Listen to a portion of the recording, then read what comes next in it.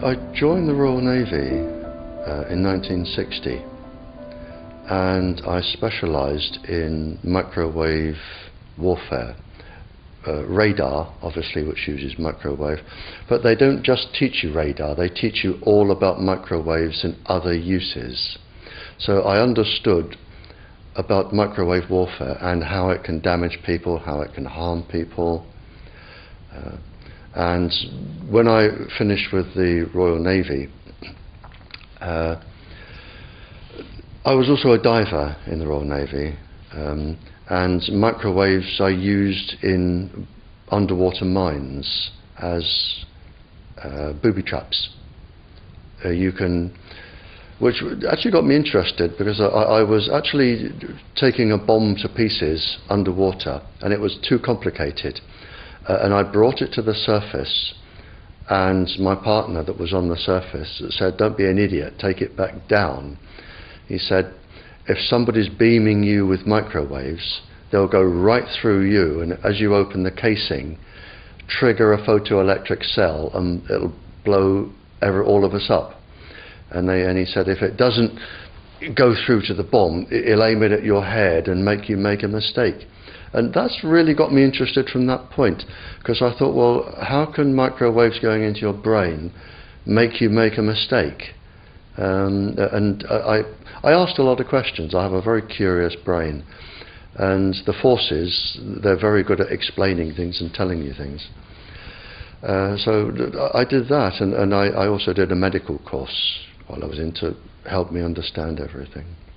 And when I left, a small part of my job was to question captured agents, spies, terrorists, because microwaves then were used as weapons, as they are today.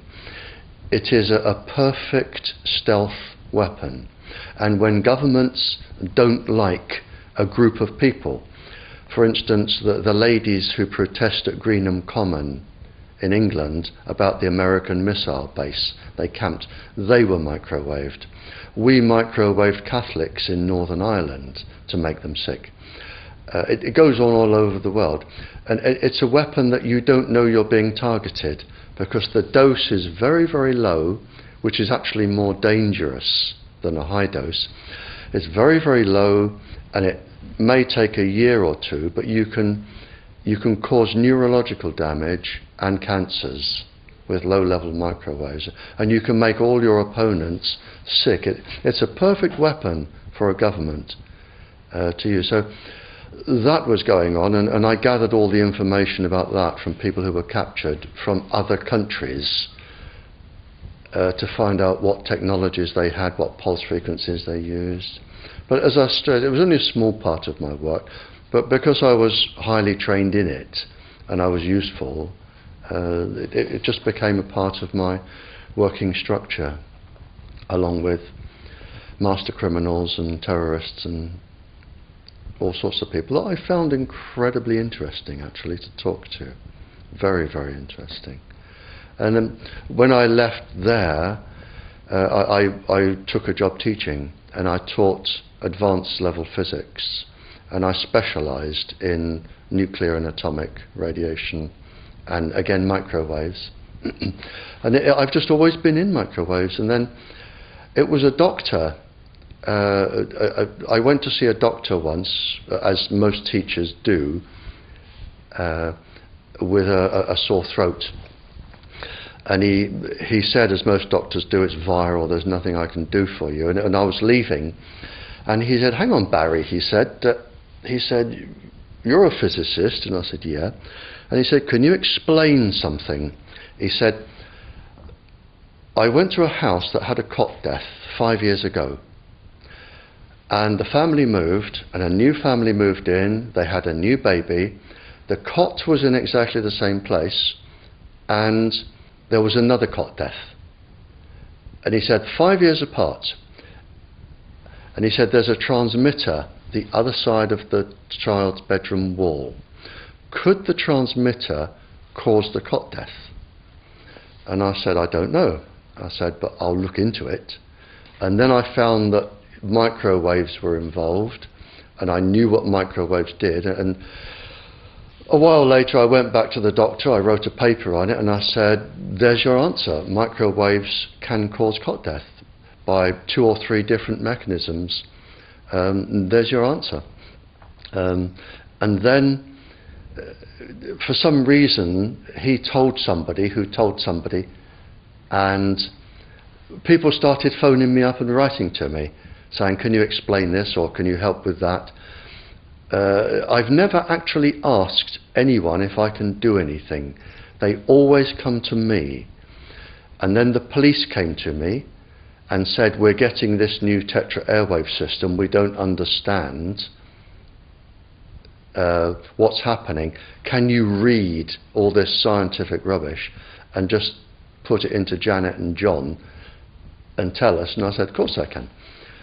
So that was published, and since then it's snowballed and snowballed and snowballed, and now I receive up to 1,000 communiques a week from various countries, various people, and I can't handle it. So, and I'm here now because somebody asked me to come here. Wi-Fi, I think anyone who puts Wi-Fi into a school should be locked up for the rest of their life.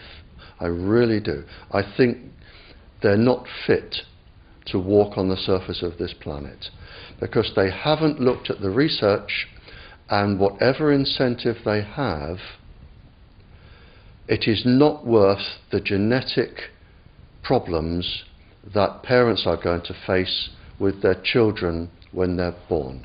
And if you think of a single parent, a mother, who has a genetically deformed child, that particular mother will feel guilty because she gave birth. She will feel guilty, and she will be worried every single second of every single day for her life. She will worry that the child won't marry. If the child can marry, she'll worry that the children will carry the disease, which they will. She will worry when she dies who will take care of them. So you are condemning both the family and the children to a lifetime of absolute hell. And this is already published. It is available to look up. It's what I call intentional ignorance. They are offered some sort of incentive, and they think, oh, this is going to be good, we'll have it. Now the problem is, imagine you are a 15-year-old schoolgirl. All of the 400,000 eggs in your ovaries were with you at birth. They're not fully developed, but they're with you. They are 10 times more susceptible to radiation than all of the other DNA in the body. And scientists don't realize that. They don't read all of the papers as I do. So you have this highly susceptible genetic material which is going to make your children. And you are irradiating it because Wi-Fi's, they are transmitters as well as the routers, as well as the ones either side of you. They are all transmitting at this height through your ovaries. So you are risking the damage, the DNA damage of your child every time you sit down and you use Wi-Fi.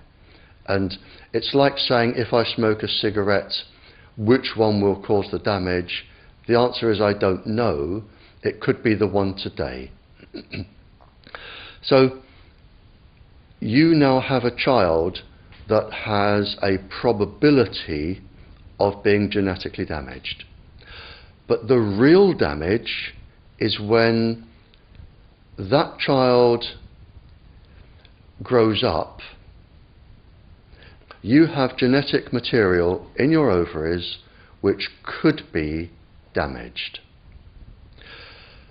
Now, the real problem comes, so you have a child that could be born genetically damaged, but the real problem comes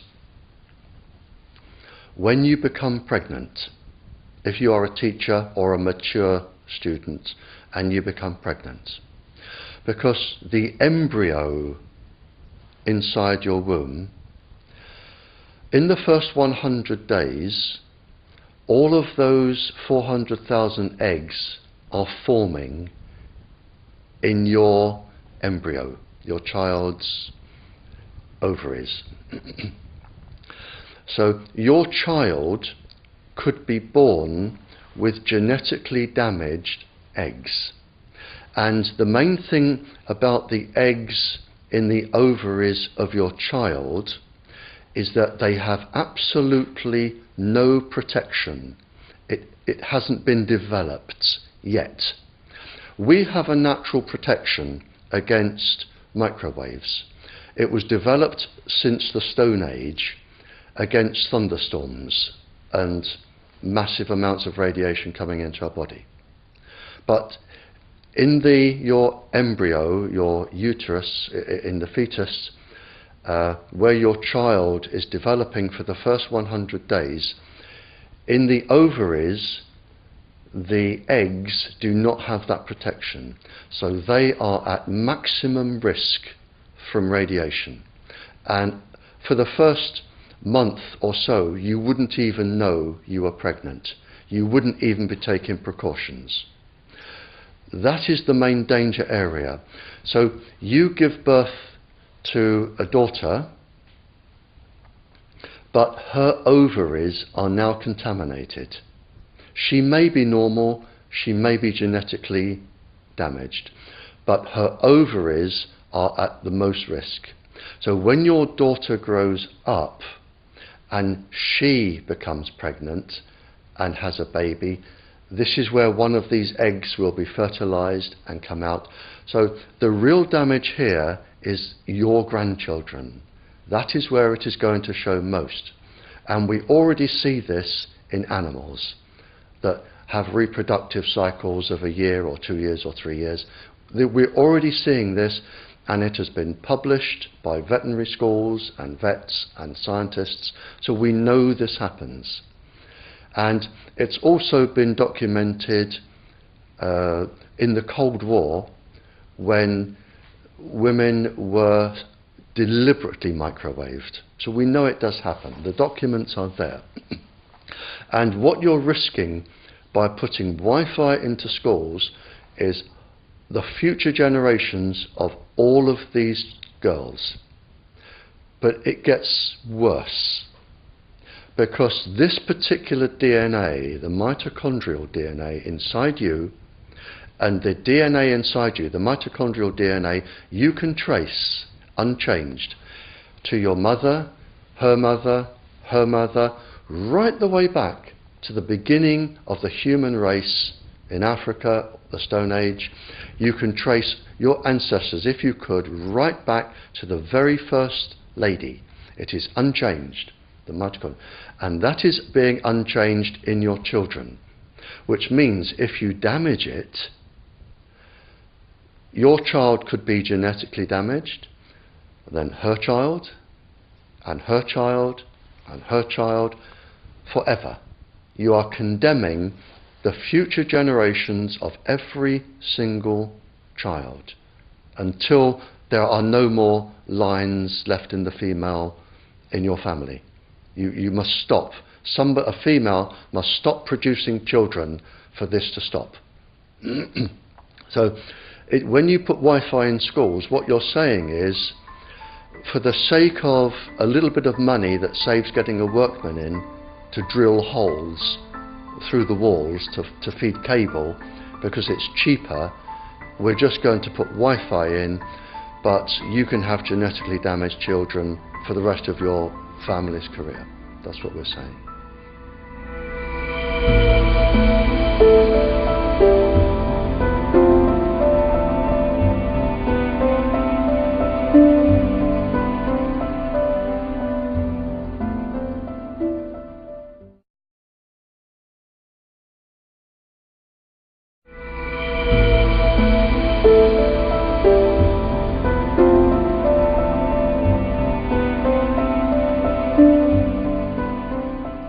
How about the animal and plant kingdom and the environment? How has that been affected? This is a major problem, because when you look at the DNA inside our genes, the four bases of the DNA are exactly the same in every single living species, everyone.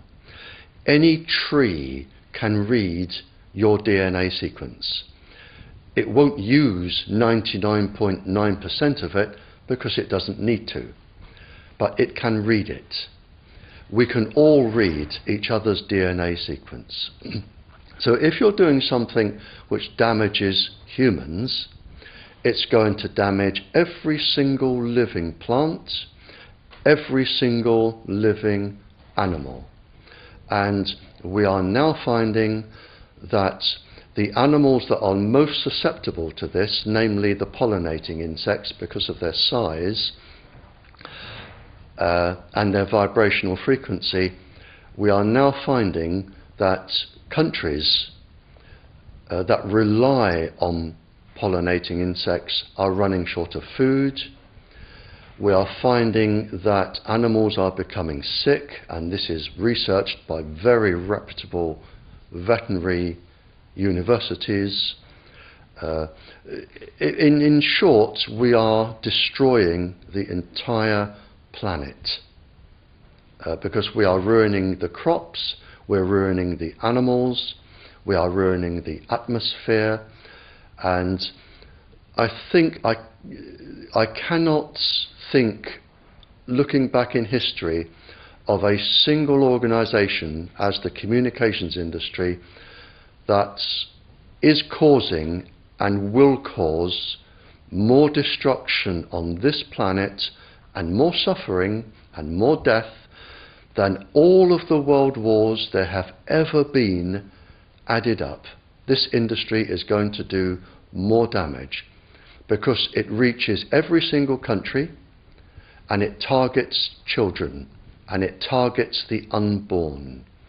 And I watched on the news just before I left, the day before I left to come here, where we had Prince William and Kate, and they were on a tiny little Polynesian island. And when you watch them, if you see them on the news, this tiny little island, everybody was pulling out the latest iPhone things with colour and cameras and using it. And I think, well, this is a little tiny South Pacific tropical island, very, very rare for the planet, with ecosystems, and they must have microwave transmitters already for all these people to be using these. So this industry is reaching everywhere on the planet, and it is, if nobody stops it, it is going to destroy the planet.